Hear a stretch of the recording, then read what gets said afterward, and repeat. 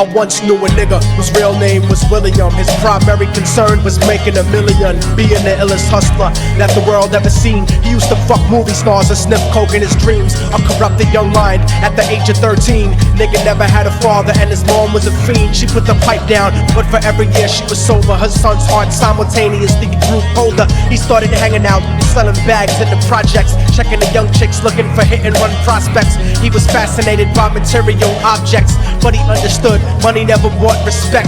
He built a reputation cause he could hustle and steal, but got locked once and didn't hesitate to squeal. So criminals he chilled with didn't think he was real. He was real. You see, me and niggas like this have never been equal. I don't project my insecurities on other people. He feeded for props like addicts with pipes and needles, and so he felt he had to prove to everyone he was evil. A feeble-minded young man with infinite potential, the product of a ghetto-bred capitalistic mental. Coincidentally, dropped out of school to sell weed, dancing with the devil's smoke till his eyes would bleed. But he was sick of selling trees and gave in to his greed.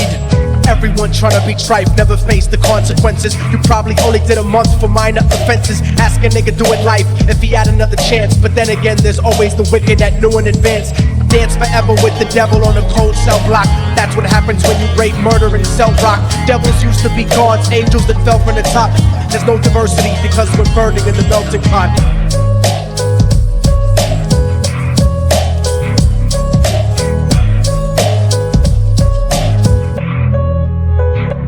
So Billy started robbing niggas, anything he could do to get his respect back in the eyes of his crew. Starting fights over little shit up on the block. Stepped up to selling mothers and brothers to crack rock. Working overtime, making money for the crack spot. Hit the jackpot and wanted to move up to cocaine, fulfilling the Scarface fantasy stuck in his brain. Tired of the block niggas treating him the same. He wanted to be major like the cutthroats and the thugs, but when he tried to step to him, niggas showed him no love. They told him any motherfucking coward can sell drugs. Any bitch nigga with a gun can bust slugs. Any nigga with a red shirt can front like a blood. Even Puffy smoked the motherfucker up in the club, but only a real thug can stab someone till they die. Standing in front of them, staring straight into their eyes, Billy realized that these men were well guarded, and they wanted to test him before business started. Suggested raping a bitch to prove he was cold-hearted. So now he had a choice between going back to his life or making money with made men. Up in his sight, his dreams about cars and ice made him agree a hardcore nigga is all he ever wanted to be. And so he met them Friday night at 2:45.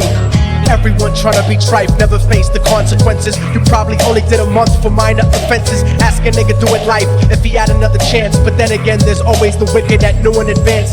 Dance forever with the devil on a cold cell block. That's what happens when you rape, murder, and sell rock. Devils used to be gods, angels that fell from the top. There's no diversity because we're burning in the melting pot. They drove around the project slow while it was raining, smoking blunts, drinking and joking for entertainment, until they saw a woman on the street walking alone, 3 in the morning, coming back from work on her way home. And so they quietly got out the car and followed her. Walking through the projects, the darkness swallowed her.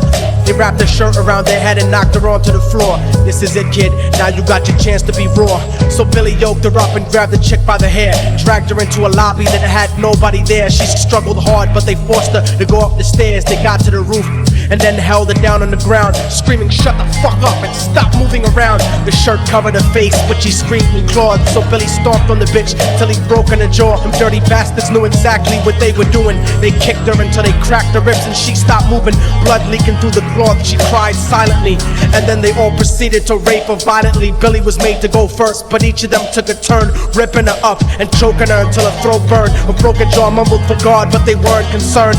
When they were done and she was lying bloody, broken and bruised, one of them niggas pulled out a brand new 22. They told him that she was a witness for what she'd gone through, and if he killed her, he was guaranteed a spot in the crew. He thought about it for a minute, she was practically dead, and so he leaned over and put the gun right to her head. I'm falling and I can't turn back. Right before he pulled the trigger and ended her life, he thought about the cocaine with the platinum and ice, and he felt strong standing along with his new brothers. Cocked the gat to her head and pulled back the shirt cover, but what he saw made him start to cringe and stutter, cause he was staring into the eyes of his own mother. She looked back at him and cried cause he had forsaken her. She cried more painfully, and when they were raping her, his whole world stopped. He couldn't even contemplate. His corruption had successfully changed his fate, and he remembered how his mom used to come home late, working hard for nothing. Now what was he worth? He turned away from the woman that had once given him birth, and crying out to the sky cause he was lonely and scared. But only the devil responded cause God wasn't there, and right then he knew what it was to be empty and cold. And so he jumped off the roof and died with no soul.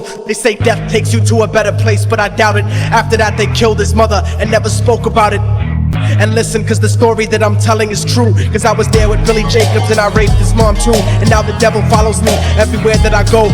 In fact, I'm sure he's standing among one of you at my shows, in every street cypher listening to Little Thug's flow. He could be standing right next to you and you wouldn't know. The devil grows inside the hearts of the selfish and wicked. White, brown, yellow and black color is not restricted. You have a self-destructive destiny when you're inflicted, and you'll be one of God's children that fell from the top. There's no diversity because we're burning in the melting pot. So when the devil wants to dance with you, you better say never, because a dance with the devil might last you forever.